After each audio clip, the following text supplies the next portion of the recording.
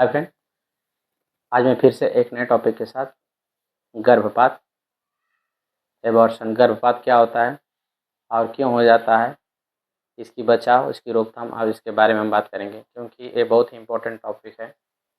इस समय जो है कि बहुत लोग औरतें ऐसे हैं कि माँ नहीं बन पा रही हैं, तो आज हम इस पर चर्चा करेंगे। गर्भपात जो 1 से 9 महीने का टाइम पीरियड होता है, इसके बीच में ही हो जाना, जैसे पहले महीने हो जाना फिर दूसरे महीने हो जाना, ये गर्भपात कहलाता है।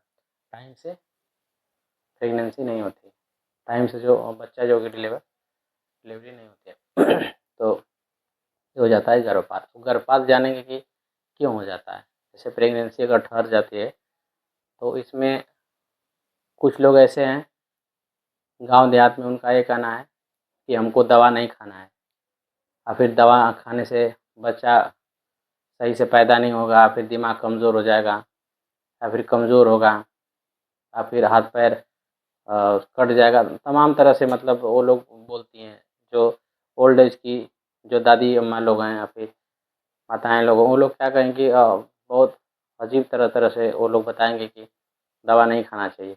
लेकिन इसमें पहले ये चीज़ है कि पहले महीने से तीसरे महीने तक बहुत ही बचाव और सावधानी की बहुत ज़रूरत होती है, क्योंकि इसमें क्या होता है कि जो यूट्रस में जब भी पहले तो बच्चा बनता नहीं, ब्लड बनता है। ब्लड बनने के बाद कैपिलरी, कुछ झिल्लियाँ, फिर धीरे धीरे अपना आगे अगले महीने में जीव उगर पड़ना, मसल्स, नस, हाथ पैर सब धीरे धीरे बनता है। लेकिन जो 3 महीने तक ये होता है, बस उसमें ब्लड और कैपिलरी, छोटी छोटी नसें और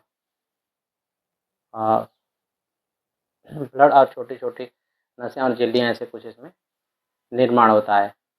तो इसमें क्या होता है कि अगर हम जैसे हमें छत पे चढ़ना है तो देखेंगे कि जो हमारा जो पैर है ऊपर नीचे हमेशा उठाएंगे, तो उसमें क्या होता है कि उसके नीचे ही हमारे यूट्रस होता है, और जब भी दबाव पड़ेगा तो मिसकैरेज, गर्भपात होने का डर रहता है।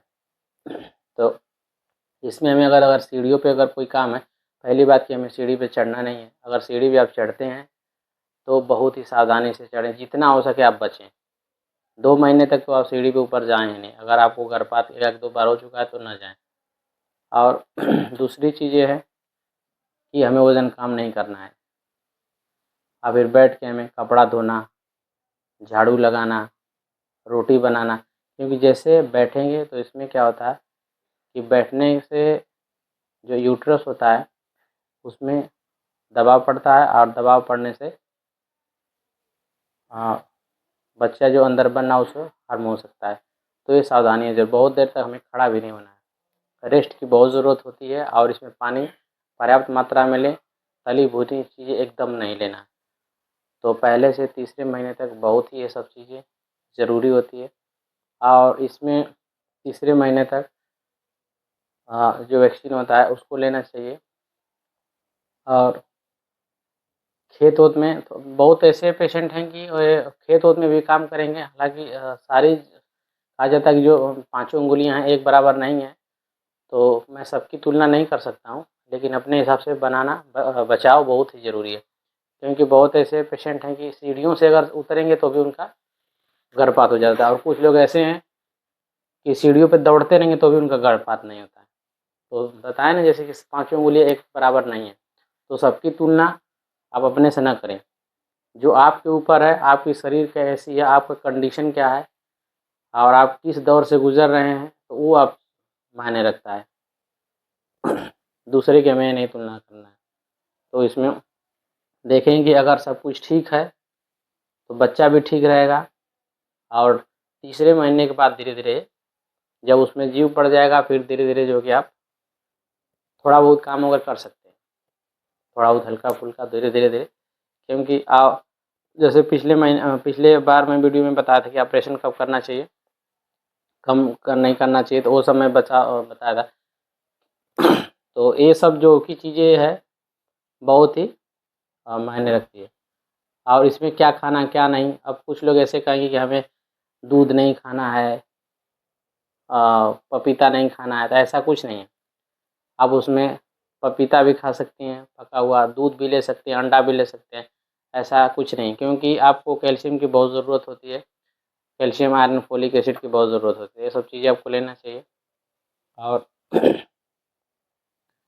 जब भी आपको प्रेगनेंसी रुके, अगर आप इलाज दौरान में हैं, तो डॉक्टर को फॉलोअप ज़रूर करें। एक और जैसे बता दे रहा हूँ कि जब भी प्रेगनेंसी रुक जाती है, तो रुकने से 95% औरतों को ये फीलिंग होती है कि सुबह के टाइम में चिड़चिड़ापन होना, सर भारी होना, जो ब्रेस्ट दोनों होते हैं फूलने टाइप महसूस होना, उल्टी टाइप महसूस होना, भूख न लगना, मुंह में हमेशा पानी आना, पानी छूटना, उल्टी हो भी जाना।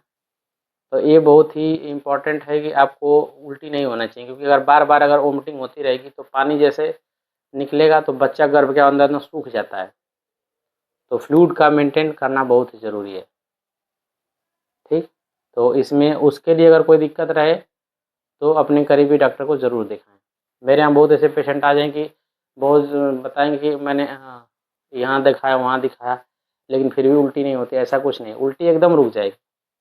और ज़्यादा तो 3 से 4 महीने तक ज़्यादा उल्टी होती है, किसी किसी मरीजों को 9 महीने तक उल्टी होती है। तो उल्टी को भी हमें बताना बहुत ज़रूरी है। बार बार उल्टी होना ठीक नहीं है। और खाना थोड़ा थोड़ा कई बार खाएँ, 2 से 3 बार 4 बार। लिक्विड चीज़ ज़्यादा लेंगे जो हमें आसानी से पच जाए। ठीक है, तो ये हो गया गर्भपात। हाँ, और एक चीज़ एक बता दूँ, जैसे कुछ लोग होते हैं कि सर पे उठा लेंगे, तो सर पे भी ऐसा नहीं है कि उठा के लेके सीढ़ी पे जाएँ, ऐसा नहीं। उसमें बचाव करना बहुत ही ज़रूरी है। जैसे बताया ना कि मैं पाँचों उँगलियाँ एक बराबर नहीं है। कोई सीढ़ियों पे दौड़ते हुए उनका एबार्शन नहीं हुआ, कोई रोड पे ज़्यादा चल दिया, फिर बाइक, हाँ, एक चीज़ बाइक, जैसे कुछ ऐसे बहुत पेशेंट आए कि इनके बाइक चलाते-चलाते गए 40 से 50 किलोमीटर दूर, तो चलते ब्लीड होने लगा, और ब्लीड होने की वजह से उनका भी मिसकैरेज, एबार्शन हो गया, गर्भपात हो गया। ठीक, तो ये चीज़ें हैं, आप इसको समझिए। और इससे अगर ये चीज़ें से आप बचे रहेंगे तो आप सफल रहेंगे। और एक और, अगर गर्भपात हो जाता है तो दूसरा चीज़ मैं बता दे रहा हूँ कि जब दूसरी बार प्रेगनेंसी रोकना है तो कम से कम मिनिमम 6 महीने का गैप होना चाहिए। ये नहीं कि कुछ लोग ऐसे रहते हैं कि जैसे गर्भपात हो गया तो गर्भपात होने के बाद पता चलेगा कि फिर 2 महीने बाद फिर प्रेगनेंसी हो जाता है। रुकने का तो रुक जाती है, लेकिन बच्चा क्या होता है, जो यूट्रस होता है वो उतना मजबूत नहीं रहता, तो इसलिए उसको 6 महीने तक प्रेगनेंसी ना हो।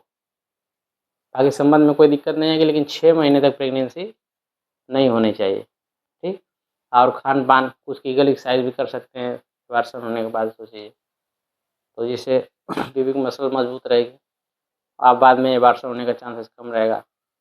ठीक, और बाकी अगर इसमें कुछ डाउट लगेगा तो हमें पूछ सकते हैं।